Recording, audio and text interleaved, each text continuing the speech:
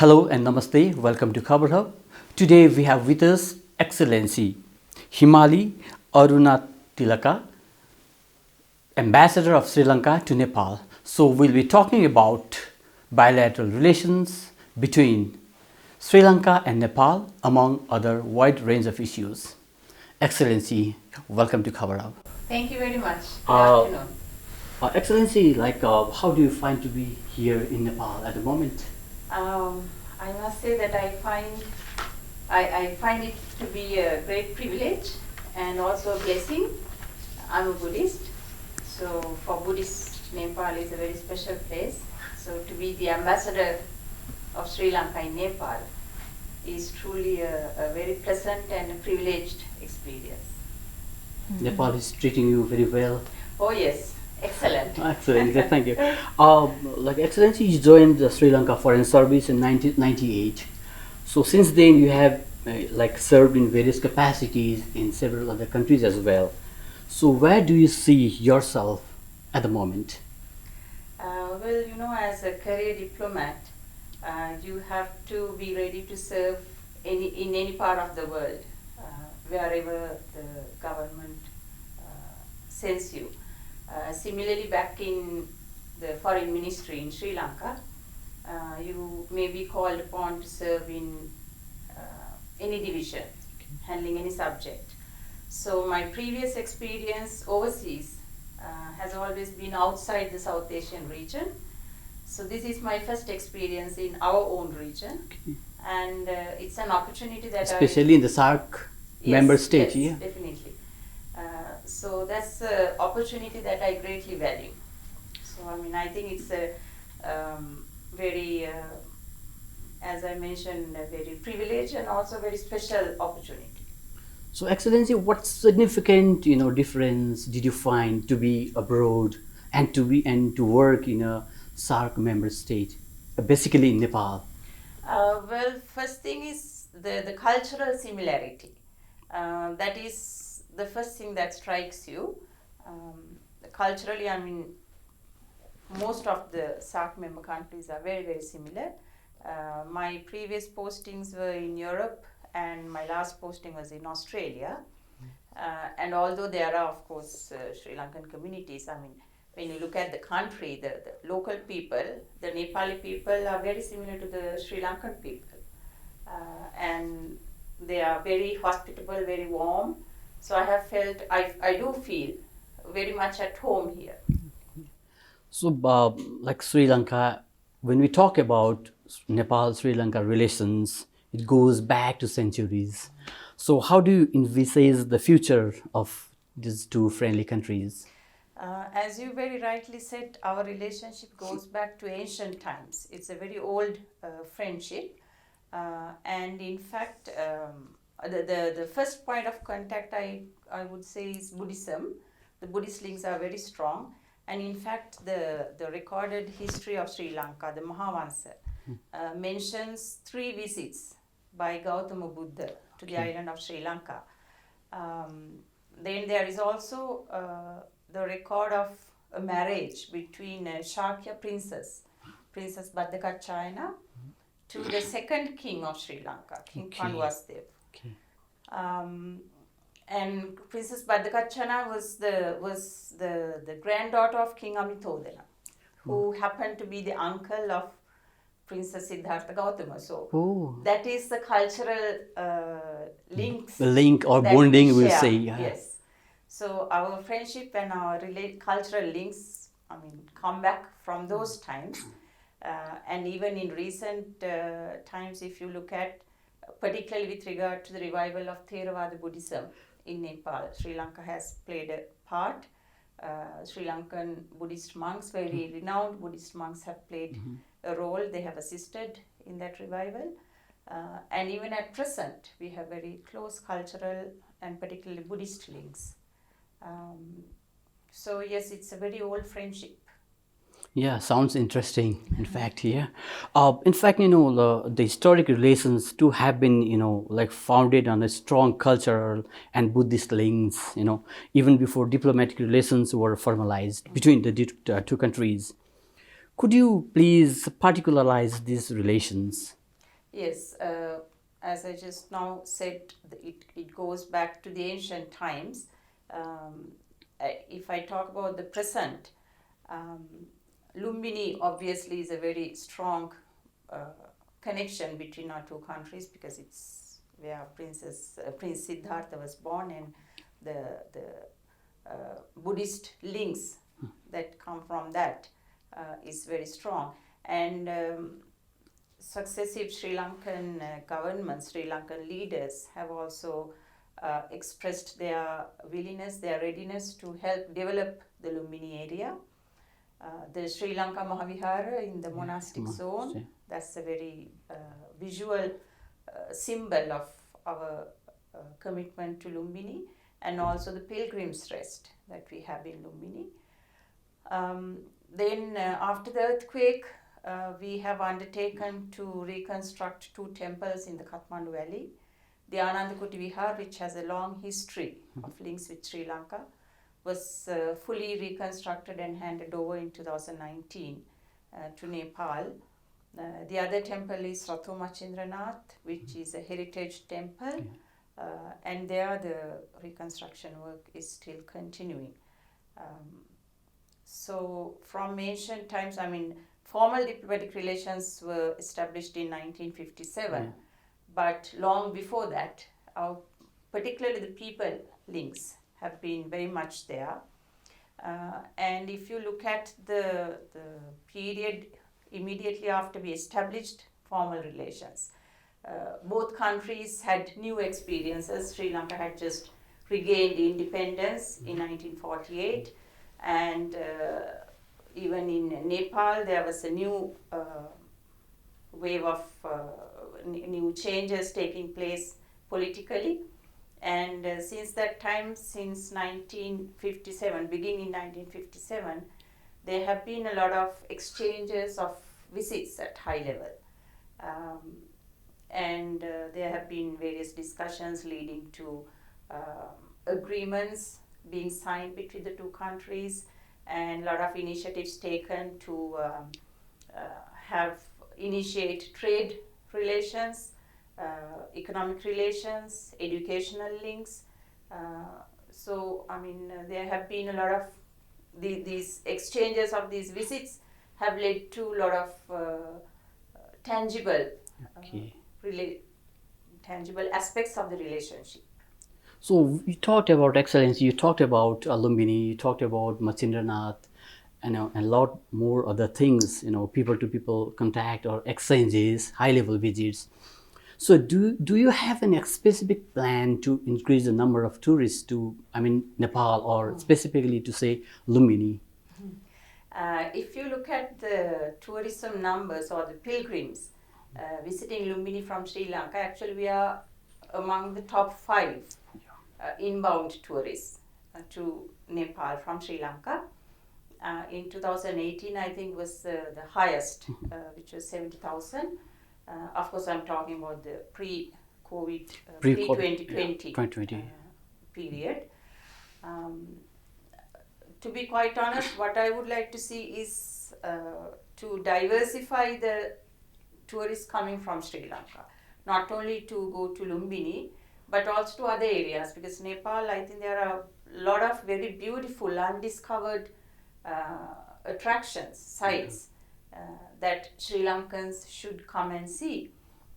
And in my interactions with the Nepali tour industry and tourism industry, I have mentioned to them that places like Ramagrama and Kapilavastu should also be promoted, so that pilgrims coming to Lumbini will also visit those sites. So while we are among the top 5 inbound countries, markets, I would like to see that diversify to not only Lumbini but other areas of Nepal as well. Now when I talk about outbound tourism from Nepal to Sri Lanka, the numbers are actually much less. It's about 5,300 per year on average. So from the embassy side, we are looking to promote Sri Lanka as a tourist destination. The numbers have increased in recent years, although they remain quite low in comparison. But even after COVID, I must say that Sri Lanka tourism has reopened to foreign tourists, and there are very clear health guidelines that have been published on the Sri Lanka tourism website, which anyone can refer. So within those parameters, Sri Lanka is again open, and particularly for Nepal travelers, I think we offer a very unique experience because we are an island country. So not only the cultural sites, not only Buddhist, but also the Ravana trails, the Hindu attractions of interest will be particularly interesting to Nepali people. And we have wildlife and ocean life that Nepali people will find very interesting. Yeah. And Sri Lanka is also home to the biggest, the largest mammal on land, the elephant, as well as the biggest mammal in the sea, that is the blue whale. Blue whale. So in that sense also we are very unique, and I would encourage Nepali people to travel to Sri Lanka. Thank you so much, Excellency. In fact, when we talk about COVID pandemic, Sri Lanka has set an example, like how to stem the spread of coronavirus. So when you talk about the entire region of SAARC, so that was really good. Despite the fact that yes, people from Sri Lanka visit Lumbini, visit Nepal, and you talked about diversifying the areas of tourism. So, but why the airlink between the two countries seem to be a little complicated? So, do you have any plans to like expedite the process or start direct airlink from Colombo to Kathmandu? Yes, that's a very good question. In fact, that is something we are very aggressively pursuing from the embassy side. And in late 2019, we had very positive signals from Sri Lankan Airlines, that is the national carrier of Sri Lanka. Unfortunately, the pandemic derailed those plans somewhat. I would say maybe delayed. But we are confident that very soon we might be able to overcome those challenges, and I hope that very soon we will have direct air links. As you may recall, in 2016, Himalee Airlines flew to Sri Lanka. And they have also shown interest to start flying again to Sri Lanka.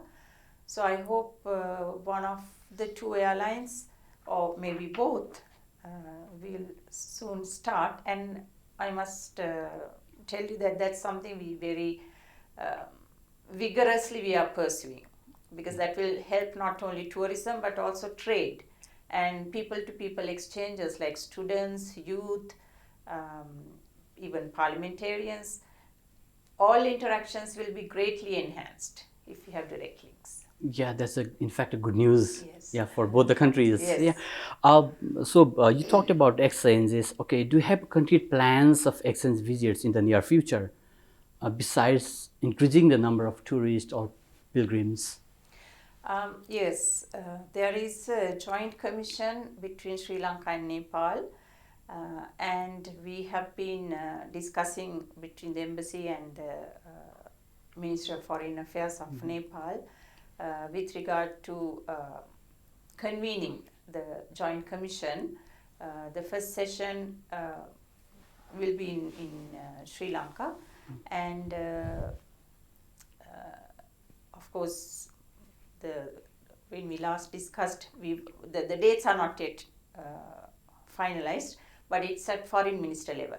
So once the dates are finalized, we hope very much to be able to welcome the Honorable Pradeep Gyawali, the Minister of Foreign Affairs, to Sri Lanka, and that will set the tone for the bilateral relationship, all aspects of the bilateral relations.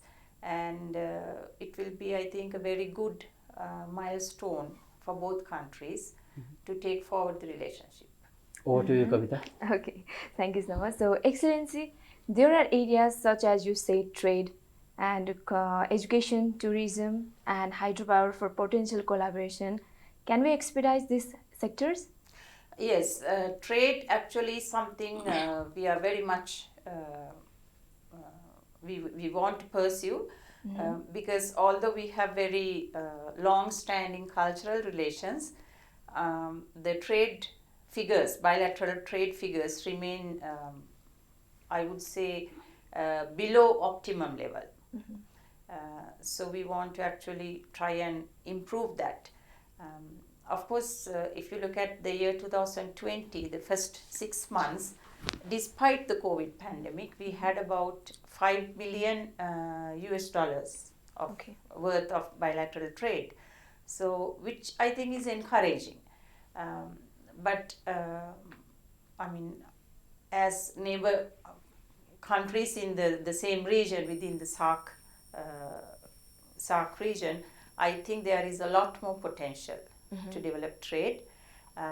And we work mainly with the Nepali private sector through the Nepal Sri Lanka Chamber of Commerce and Industry, as well as the other business chambers.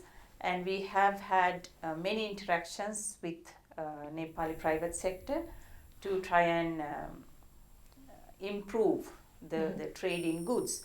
But there is also the trade in services, and that's where education comes in. And Sri Lanka has a very good is a very good destination for Nepali students to go and pursue their higher studies.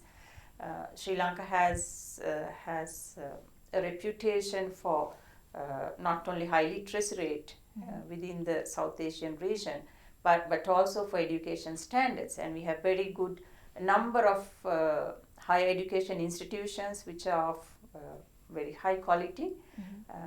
And if you look at the proximity, the cultural affinity, and also the relatively low cost, the fees, I think it will provide a very good alternate destination for Nepali students to pursue their higher studies. And I must also mention that every year we offer 5 presidential scholarships to Nepal. There are even now Nepali students who are pursuing studies in various fields under this scholarship scheme. There are private institutions who offer placements, as well as some which offer partial scholarships like a tuition waiver. So there are opportunities like that for Nepali students, and I encourage them, if they are interested, to follow the embassy's digital platforms for notification of those placements and opportunities. And also they are always welcome to contact us if they want more information. For further studies, you mean like, but what subjects, is there any specific subjects that Nepalese students go to Sri Lanka to study, or anything? Can be anything, but I think mostly the subject areas that have come to my attention in recent times are engineering, management, business administration, those are, and even agriculture, I think. So those are some of the areas that have been like popular with Nepali students. There may be others that honestly that I may not be aware of, but yeah. So so these can be some of the aspects that the two sides can learn something from each other, exchange their views, ideas. Definitely, because I mean, youth can be a great promoter or ambassadors for the two countries. Even Nepal, there are about close to 100 students even now studying in Nepal, mostly medicine. So when they go back, I mean, they carry back a lot of experience or first-hand experience of living in Nepal, of interacting with the Nepali people, and same for the Nepali students who are studying in Sri Lanka. And that's a very good, education is a very good start for people-to-people interactions, I think, and youth engagement also. So I think in that sense it's very important, not only for their own individual advancement, and betterment, but also for the future of the two countries. So besides these, can Sri Lanka engage in other economic activities here in Nepal, or say tourism activities, economic activities?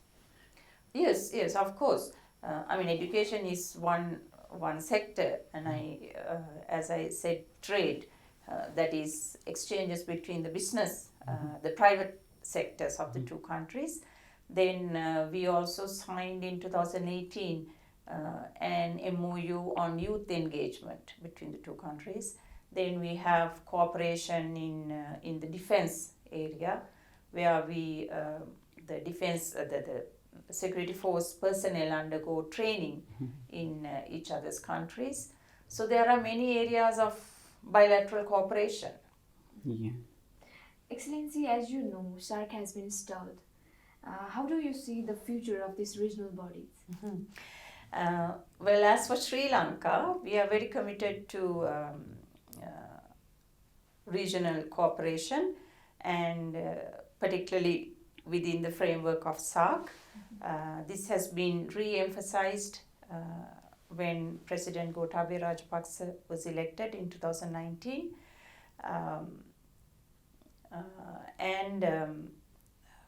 I mean, we have been with SARC since its inception in 1985.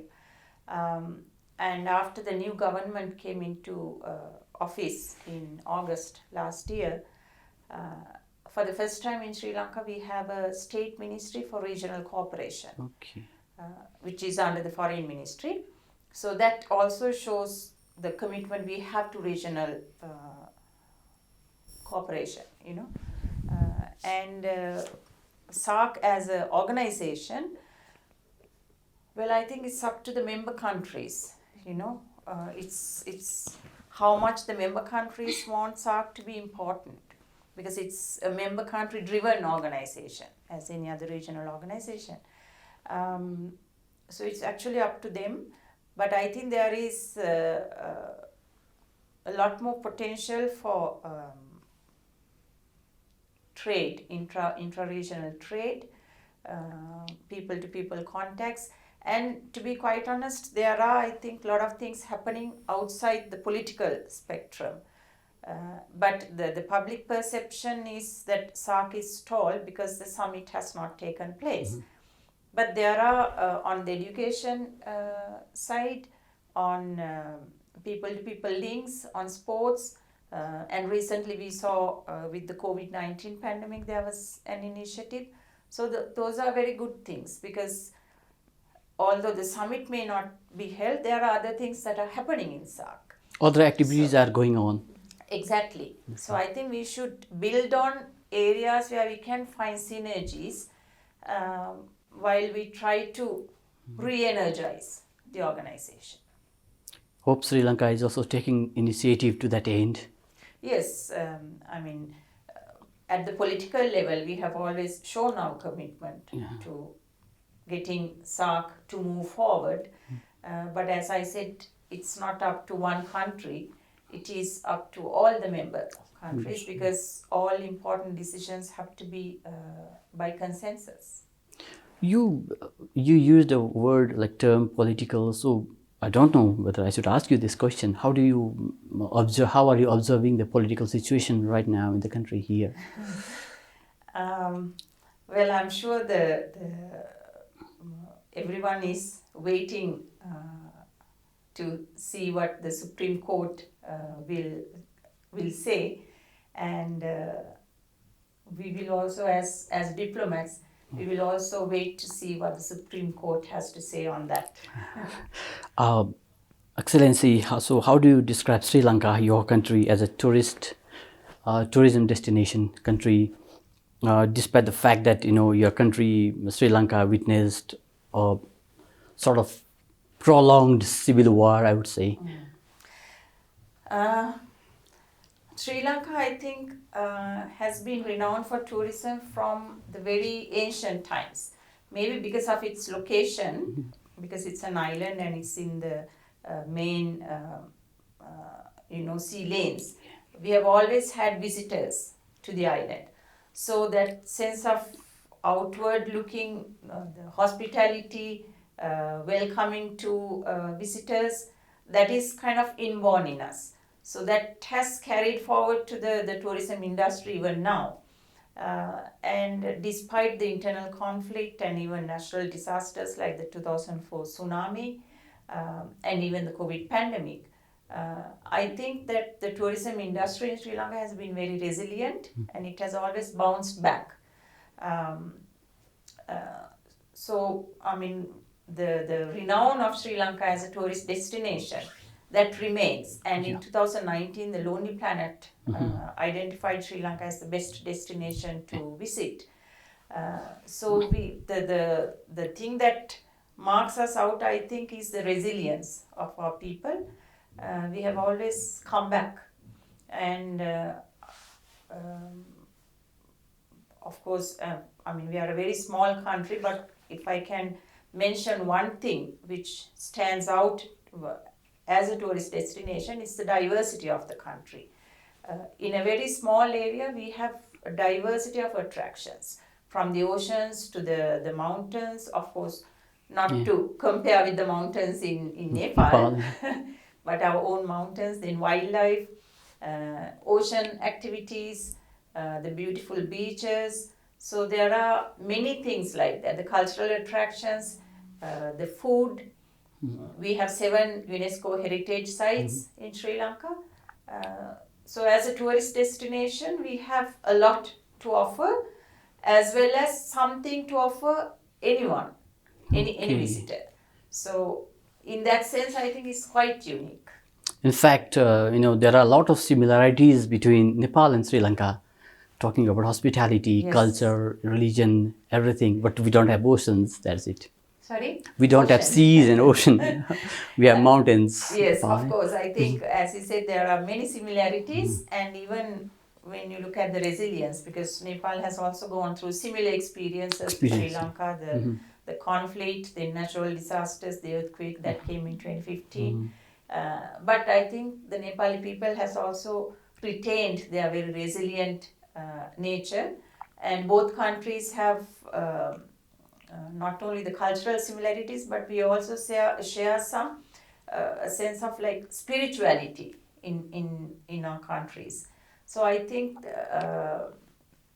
we can share those experiences, and I'm sure there are things that we can learn from one another as well.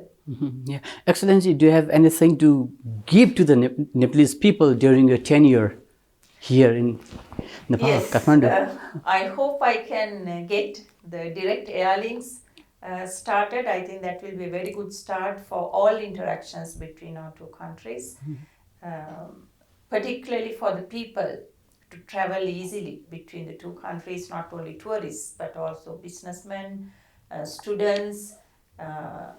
For all interactions, that will be a great advantage, I think. So if I can mention one thing, one tangible thing I want to see happen, that would be it. And also I would like to see the Joint Commission being held, because that will kind of put in perspective the entire bilateral relationship. So those two will be very tangible milestones, I would say. And I would like to obviously see more exchanges, educational, in terms of tourism, and also to see improved trade between our two countries. Finally, Excellency, do you have anything to share with the Nepalese people? I would greatly encourage the Nepali people to travel to Sri Lanka. As I said, we have now reopened to foreign tourists. So please contact the embassy if you wish, or you can even go to the website, the Sri Lanka tourism website. And I'm sure you will find yourself very much at home, although in a different setting, because it's an island. So it will be a very unique experience. So different ambience as well, yeah? Yes, definitely. Yeah. Thank you, Your Excellency. Thank you for your time. Thank you very much. Thank you.